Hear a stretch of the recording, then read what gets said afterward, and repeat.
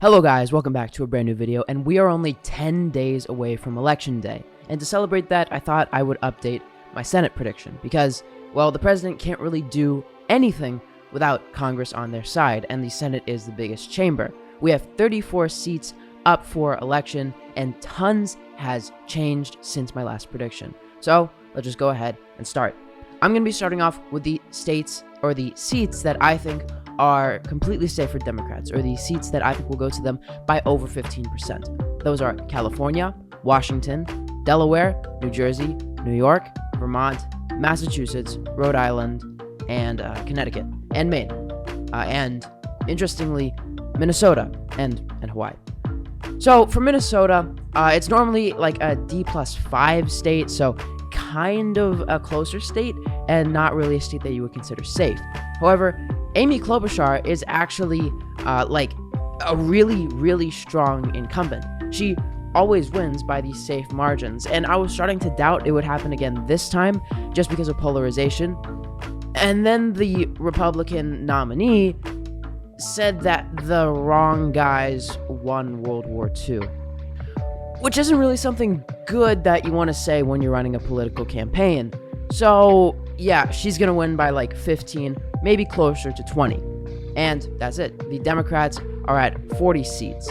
And now for the Republican safe states, those are the states of Utah, Wyoming, North Dakota, Nebraska's special election, Mississippi, Tennessee, and West Virginia. And actually, I'll throw in Indiana there too. It could go down to below 15, but as of right now, I've just got it at right about 15. And you can already see the Republicans' advantage, as I filled in both parties' safe states, and Republicans are already 4 seats away from the majority if Donald Trump becomes president, 5 seats away if Kamala Harris becomes president. So now let's go to the states that I think Democrats will win by between 15 and 5%. Starting off with the state of Maryland. Now, it is an open race between Angela Alsobrooks and the former Republican governor, Larry Hogan. He is one of, or I should say he was one of, the most popular governors in the entire nation. Now, Maryland is an extremely blue state. It voted for Biden by around 30%. I expect it to vote for Kamala Harris by around the same margin. So why is it this close? That's just because Larry Hogan is such a great candidate. He has not been campaigning as well as he should, or he has not been getting as much funding as he should, I should say. And it has led to him kind of slipping in a lot of the polls. And at this point, I think it is around a D+12 race, which does mean that I think he outruns Donald Trump by around 20 points, which is huge, but it is just not enough to win in a state like Maryland, just because it is so blue and it is shifting to the left so incredibly fast. Now, the next likely state is the state right next to it, and that is the state of Virginia. It has also been shifting to the left incredibly fast. However, since Virginia used to be so close, it has been more noticeable compared to Maryland. Now, it used to be a Republican state. It was one of these states that George H.W. Bush won when Bill Clinton won in a landslide. It was a solid Republican state until it started to get closer and closer until Barack Obama finally flipped it in 2008. And ever since then, largely due to the Nova suburbs in Northern Virginia, it has, which is bordering Washington, D.C., which is one of the most liberal places in the entire country, it has shifted to the left considerably fast. There has been some talk that Virginia might be a possible sleeper flip for Republicans, just because early voting is looking good.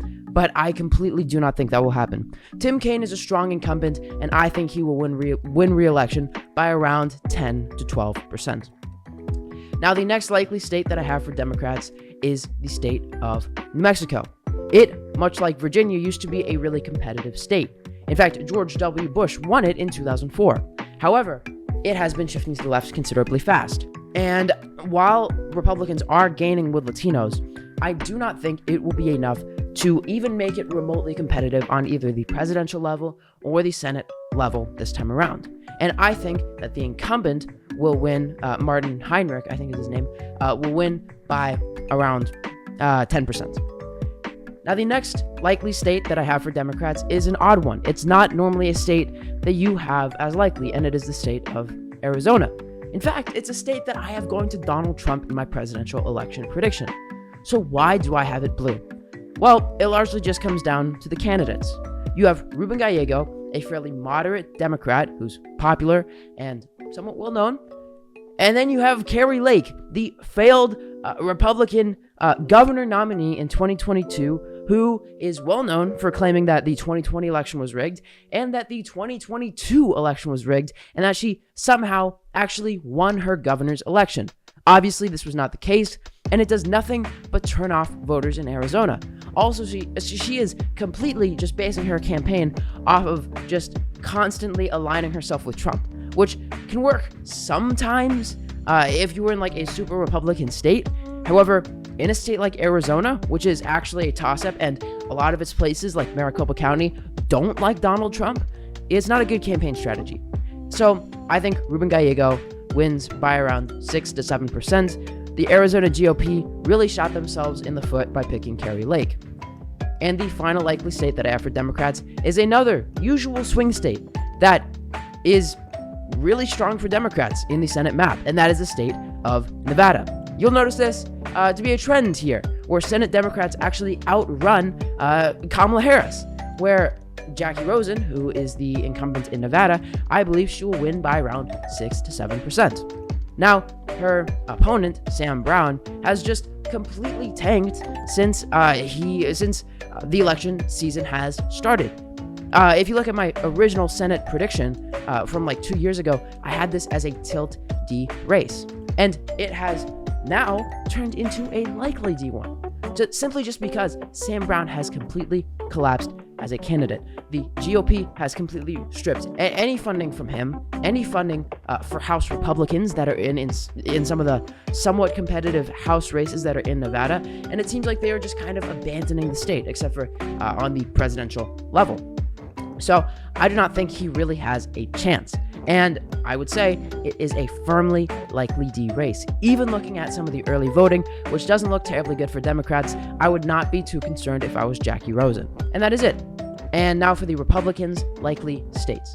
First, the state of Missouri. It is barely under 15%, simply just because the Democratic nominee, Lucas Kunce, is an extremely good candidate. He is moderate, he appeals extremely well to a lot of the people in Missouri, and I think he can strike a lot of cross-ballot voters. And I think that he can just barely get it to under 15%, maybe under 13%. If you look at the 2022 Senate election in Missouri, it was only R plus 13, which is uncharacteristically close somewhat in Missouri's perspective, or from Missouri standards. R plus 13 is close, and I think it will be to around the same standard here.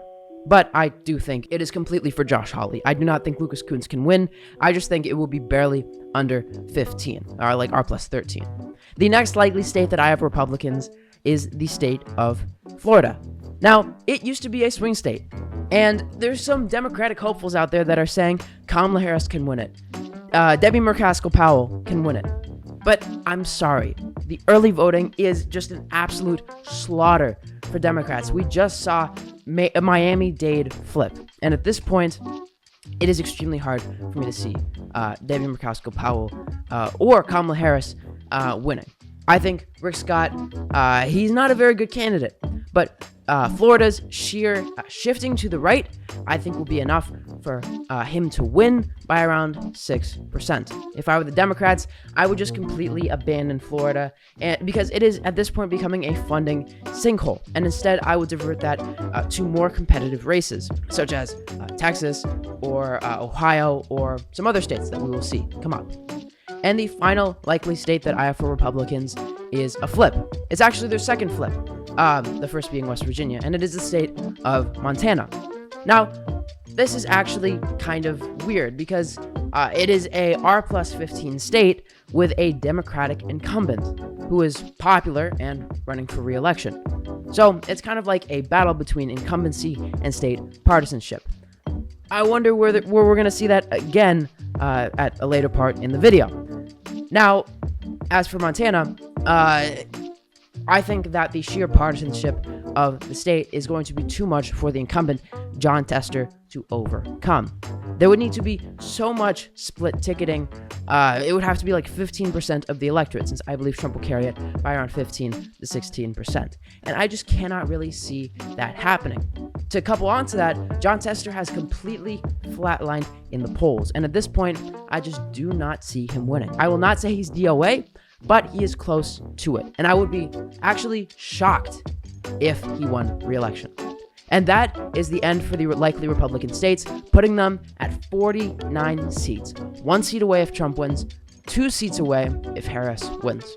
And now for the lean Democratic states, or the states that I think will go to Democrats by between 5 and 1%. Starting off with the state of Michigan.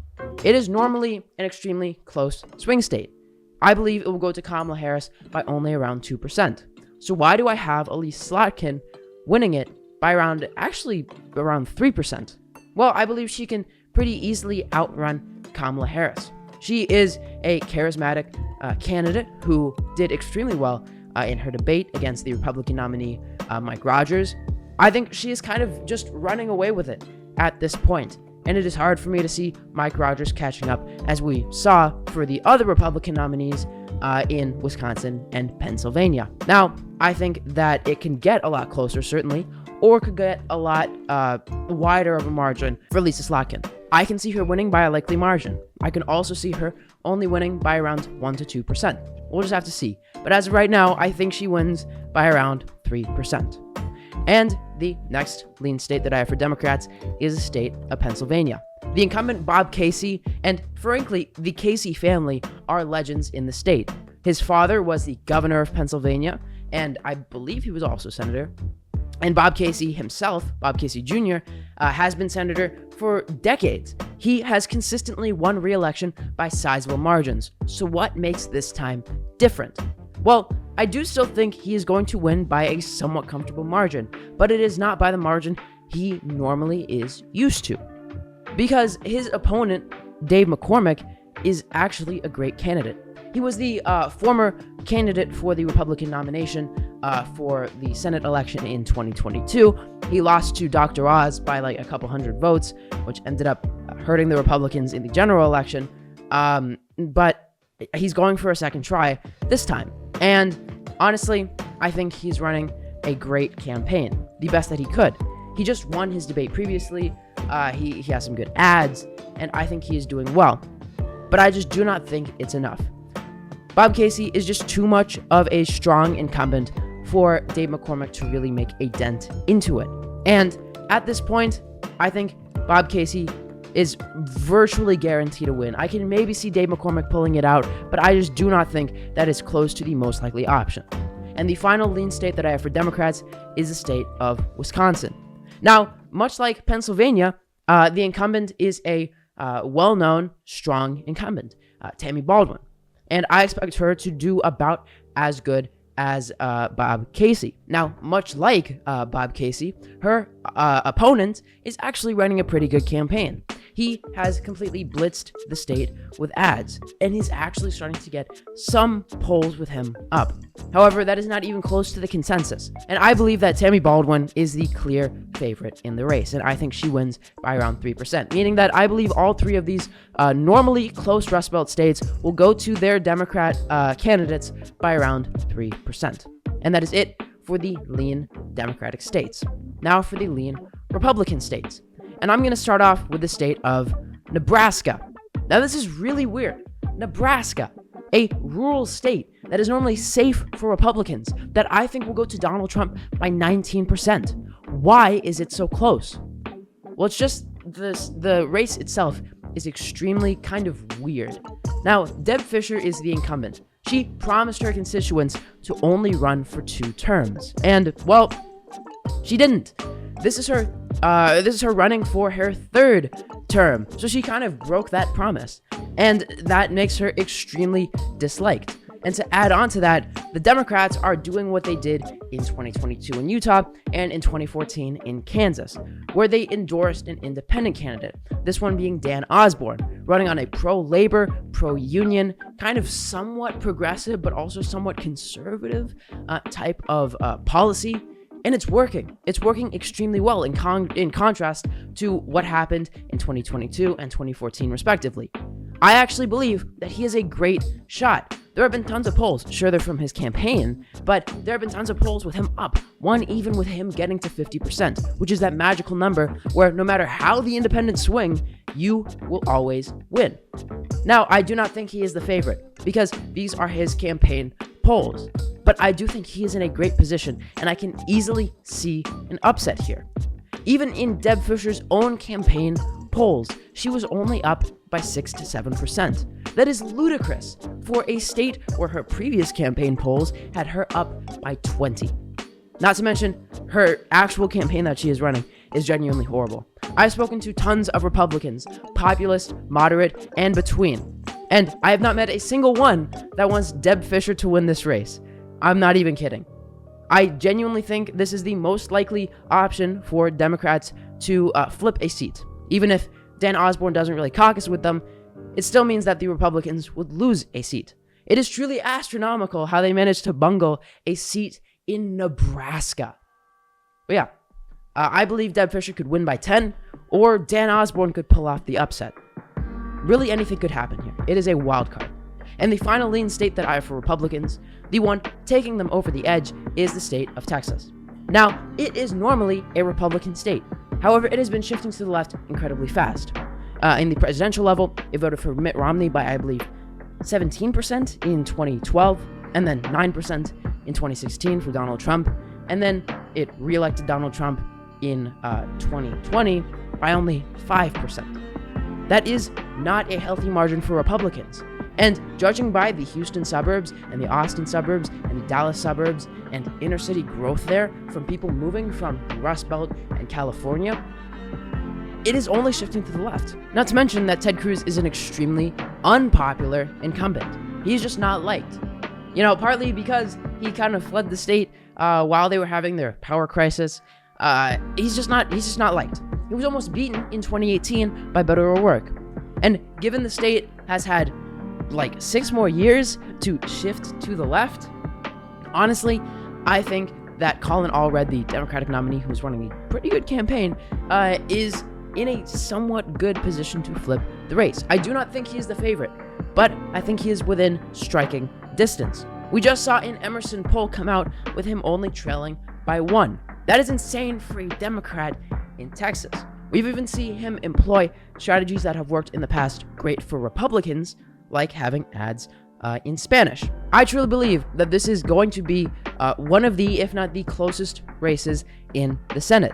And I think Democrats have somewhat a decent chance. Right now, I think Ted Cruz wins by around 2.5%. But I can see it getting even closer. And maybe, just maybe, this is the key to a Democratic majority. We'll just have to see. Are there enough split ticket voters in Texas?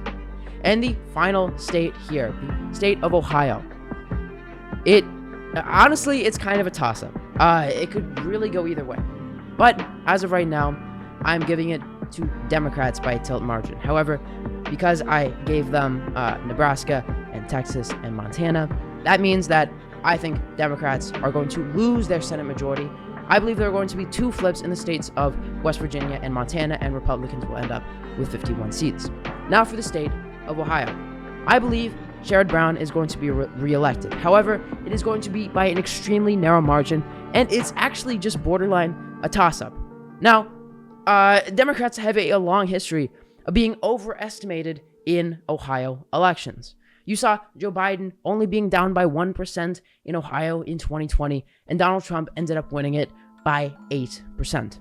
You saw Tim Ryan lead a lot of the polls in 2022, and then he ended up losing it by 6%. So what is the difference between them and Sherrod Brown? Well, for one, Sherrod Brown is still up by a considerable amount in the polls, whereas in 2022, around this time, J.D. Vance was exploding in the polls to the point where I believe he had like a 4 to 5 point lead around this time in the race. And Sherrod Brown, he's still up by 2%. So polls-wise, he's in a decent position. Now, another problem is that undecideds usually break to Republicans by a massive margin in Ohio. That's how Donald Trump was underestimated in 2020, how JD Vance was for a large portion of time underestimated in 2022. But Sherrod Brown is actually the incumbent here, and incumbents normally pull a bigger share of undecided voters. So in a state like Ohio, where undecided normally break Republican, an incumbent Democrat would actually make the undecided split roughly 50-50. So that's why I think polling-wise, he is in a decent spot. Now, fundamentally, the race is kind of like Montana. It is a red state Democrat who is an incumbent, so it is the battle of split ticketing. However, while Montana needs around 15% of the electorate to split their ticket, Ohio and Sherrod Brown only needs around 8%, maybe 9%. And I think that Sherrod Brown can do that. So I believe Sherrod Brown is the favorite, putting Democrats at 49 seats to the Republicans' 51. I think this map kind of shows how much the Republicans have just messed up the Senate elections. Getting a race like Nebraska this close, getting a race like Texas too possibly flipping, getting Nevada and Arizona too likely, and having Ohio blue just truly shows how they managed to mess up this map. A map that is just basically just baseline really favorable to them. So yeah, thank you guys for watching this video. If you haven't already, make sure to join the Discord Mock Government, and because it is a lot of fun. And yeah, thank you guys so much for watching. I will see you in the next one. Bye.